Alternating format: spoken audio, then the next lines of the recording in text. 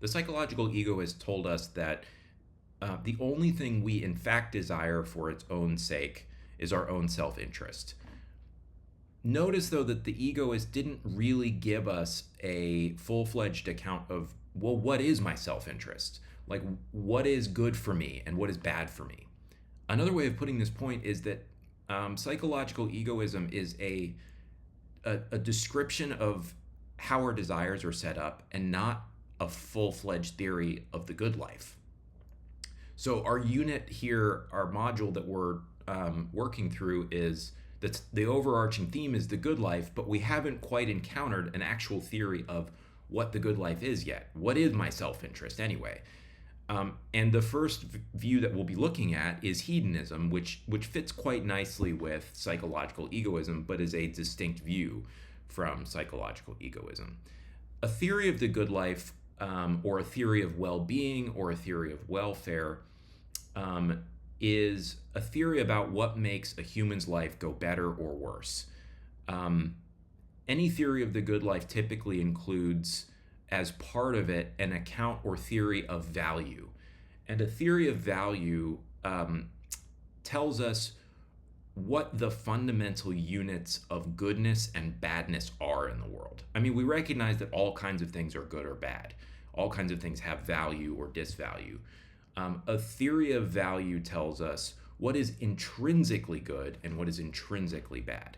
Now, intrinsic goods are those goods that are good in and of themselves, worth having regardless of the consequences they bring. Instrumental goods are those things that are good or valuable only because they bring about other things that are good or valuable. So, for example, it's good to have a job. That's a good thing. But having a job is not the sort of thing that is valuable in and of itself. I mean, imagine that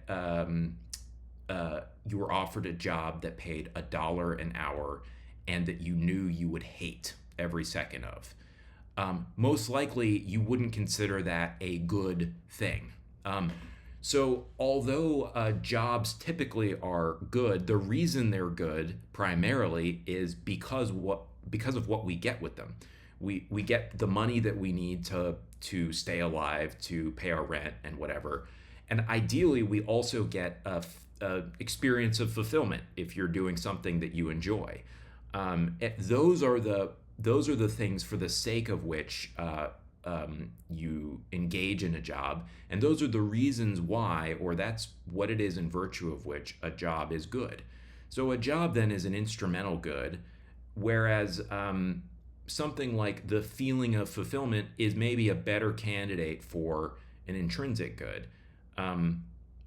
The money, of course, as we discussed last time, is not only do we in fact desire money for the sake of something else, it's really plausible that the goodness of money is entirely instrumental to it. To the extent that it has goodness or value, the goodness or value of money is derived entirely from what you can buy with it.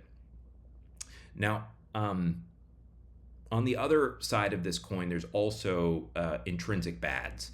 And an intrinsic bad, or an intrinsic evil, as it's sometimes put, is something that is just bad for its own sake. That is, it's bad in and of itself, even if it doesn't bring about anything else.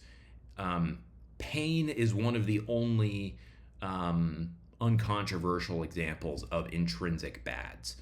There are plenty of things that are instrumental bads that we could imagine a circumstance in which, although perhaps they tend to bring about pain, if they were to bring about pleasure, they would no longer be bad. That's the sort of thing that would count as an instrumental bad, as opposed to an intrinsic bad. According to the hedonistic theory of value, the only thing that is intrinsically good is pleasure, and the only thing that is intrinsically bad is pain. The hedonistic theory of value is very simple. It only postulates a single unit of intrinsic goodness, as opposed to, as we'll see later, Aristotle's theory of value says there are many different units of intrinsic value. He thinks that moral virtue is intrinsically good. He thinks that honor is intrinsically good. He thinks that friendship is intrinsically good. He also thinks that pleasure is intrinsically good. But he thinks none of these things can be in any way reduced to one another. The hedonist says, no, that's all wrong. The reason we want all those other things is for the sake of pleasure. And the reason that friendship is good is because it makes you feel happy. That's why friendship is good. So the hedonistic theory of value nicely sets up a hedonistic theory of the good life. If the only things that are intrinsically good for us are pleasant experiences, and we're trying to figure out, well, what's the good human life? The answer seems to be, well, just the life where you get the most intrinsic goods. That is the life that incorporates the most pleasure in it. The more pleasure you can get across your life, the more goods you have in that life, and the more goods you have in the life, the better the life is. That's the thought, right?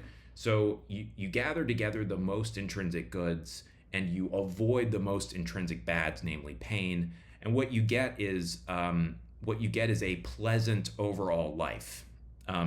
Hedonism is the view that the good life is the life of maximal net pleasure. Now, maximal net pleasure, the way we'll define it is net pleasure is the total amount of pleasure across a life minus the total amount of pain across that life.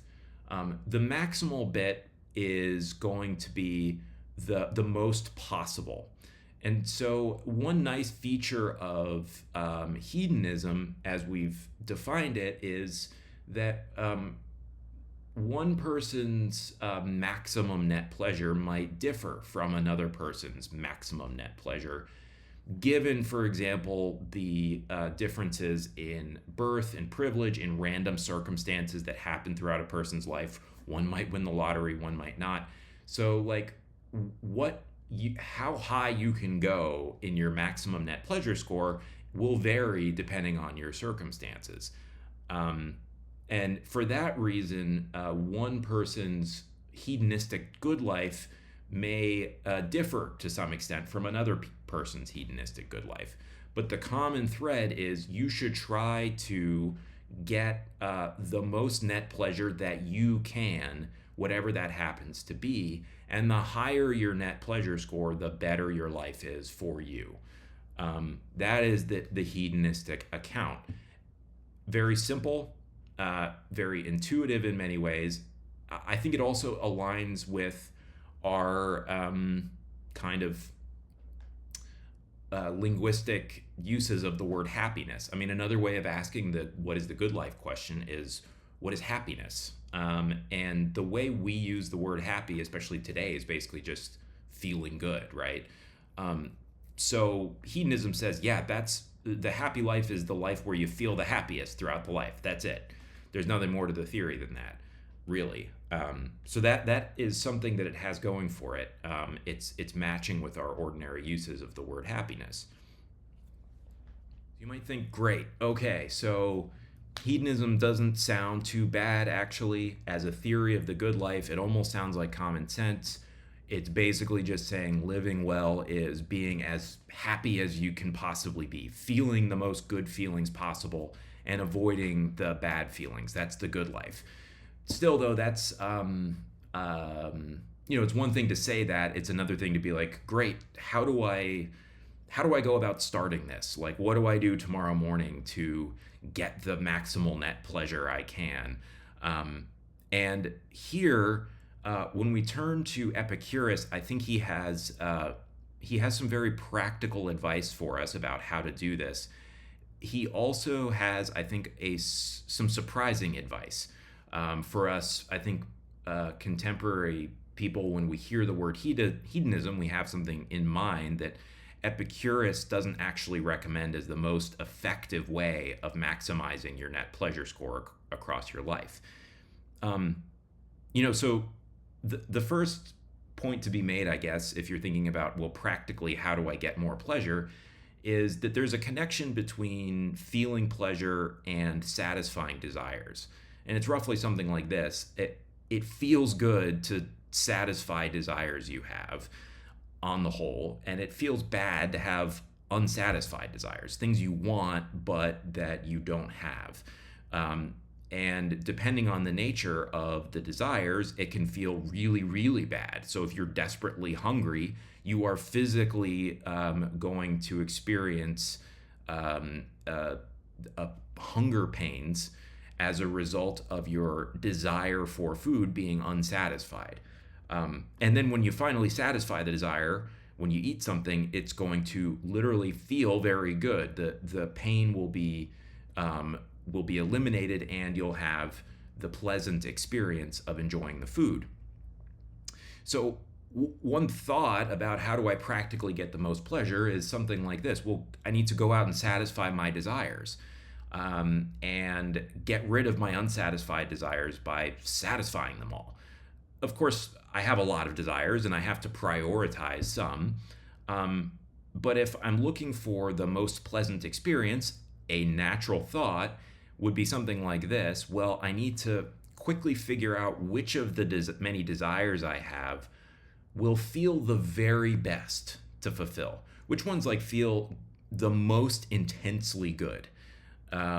Which ones will bring about the most intense pleasures? And those are the ones I'll put at the very top of the list, and I'll go out tomorrow morning and satisfy them. I mean, you can quickly make a short list of those desires for yourself. If we're being honest with ourselves, I do, in fact, have a desire to working on a book proposal.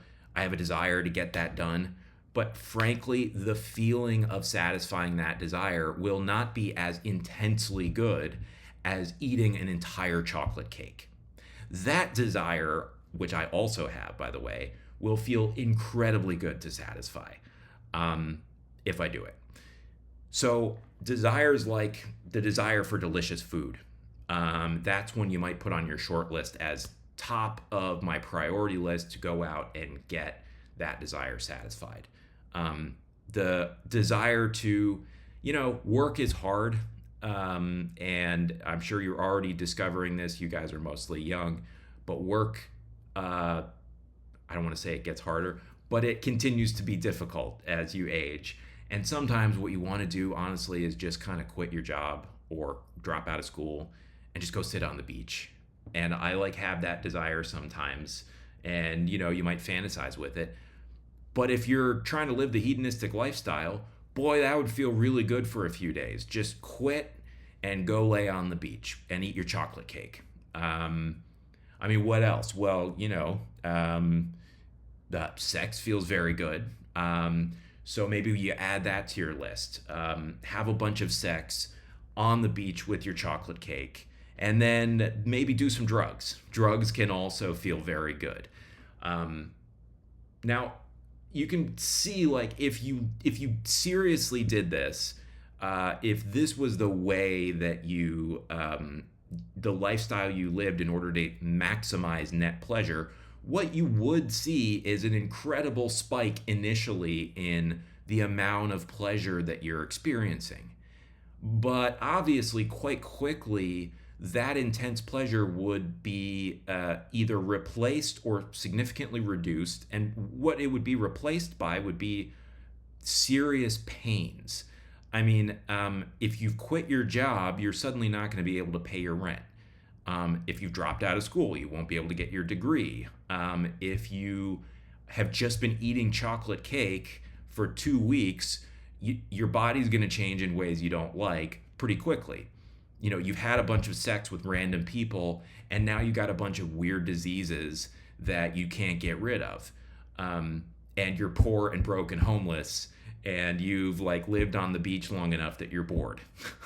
So all of a sudden, if you're mapping out the amount of pleasure and pain, you will quickly find yourself experiencing quite a bit of pain. You're hooked on drugs and you can't get enough anymore because your tolerance has risen and you're out of money. You're just a mess, right? Epicurus, of course, is well aware of this, even though he's a hedonist, and he says this is not actually the most effective way to maximize your net pleasure score. This is what we'll call the profligate lifestyle. Epicurus says, do not pursue the profligate lifestyle if you want to get the most pleasure across your life. Here's what he says. And since pleasure is the first good and natural to us, for this very reason we do not choose every pleasure, but sometimes we pass over many pleasures when greater discomfort accrues to us as a result of them. And similarly, we think many pains better than pleasures, since a greater pleasure comes to us when we have endured pains for a long time. Every pleasure, then, because of its natural kinship, for it is not continuous drinkings and revelings, nor the satisfaction of lusts, nor the enjoyment of fish and other luxuries of the wealthy table, which produce a pleasant life, but sober reasoning, searching out the motives for all choices and avoidance, and banishing mere opinions to which are due the greatest disturbance of the spirit. So Epicurus, the Greeks thought that fish was just great. Epicurus says, don't do the chocolate cake and fish on the beach thing. That's the surefire way to live a bad life according to hedonism. This is why I said earlier that Epicurus's recommendation is not actually what we initially think of when we think of hedonism. He says, actually, the way to do this is sober reasoning. And by sober, he means literally like don't drink much, and also in the sense of just serious and careful. What is the role of reasoning here for Epicurus, and how does it differ from this profligate lifestyle?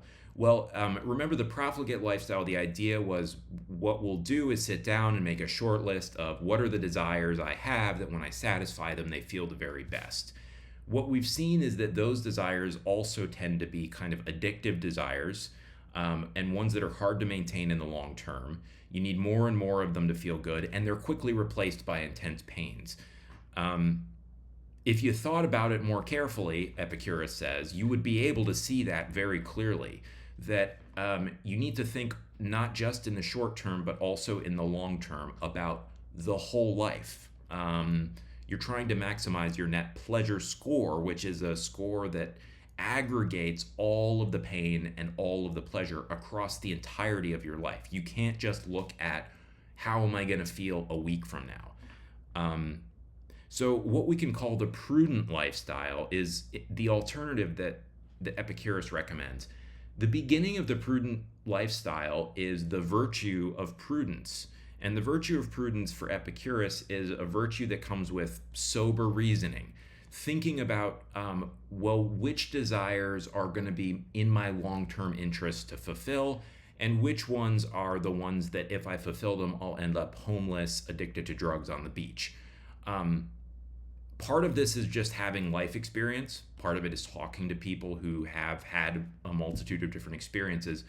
And part of it is not being carried away with your desires, which can be quite strong to fulfill your sort of bodily instincts, but instead engaging your philosophical thinking. He thinks that this is what philosophy is all about. He thinks of philosophy as a kind of therapy, a kind of use of humanity's best tool, which is our reason, to think carefully about what's in our interests and against our interests. Here's what he says. Of all this, the beginning and greatest good is prudence. Wherefore, prudence is a more precious thing even than philosophy. For from prudence are sprung all the other virtues, and it teaches us that it is not possible to live pleasantly without living prudently and honorably and justly, nor again to live a life of prudence, honor, and justice without living pleasantly. So the prudent lifestyle is one of categorizing your desires, thinking about the long-term net benefits and net drawbacks, and then implementing those in a careful and sustained way. In order to do that, you have to study, you have to think, and you have to reason. One thing that's really important for Epicurus is that he is still a hedonist. So he still thinks that the only things that have intrinsic value are units of pleasure. So when he says that the greatest good is prudence, he really means that the sort of greatest good among the instrumental goods is prudence. For him, the virtues, including prudence, including reason, and even philosophy, have no intrinsic value in and of themselves. This is going to be a big point of contrast between Epicurus and Aristotle, who Aristotle thinks, no, prudence is intrinsically good. Even if it didn't bring about pleasure, it would still be good to be a prudent person. Whereas Epicurus says the only reason that we should care ultimately about being prudent is that it's the most effective way to get you more pleasure.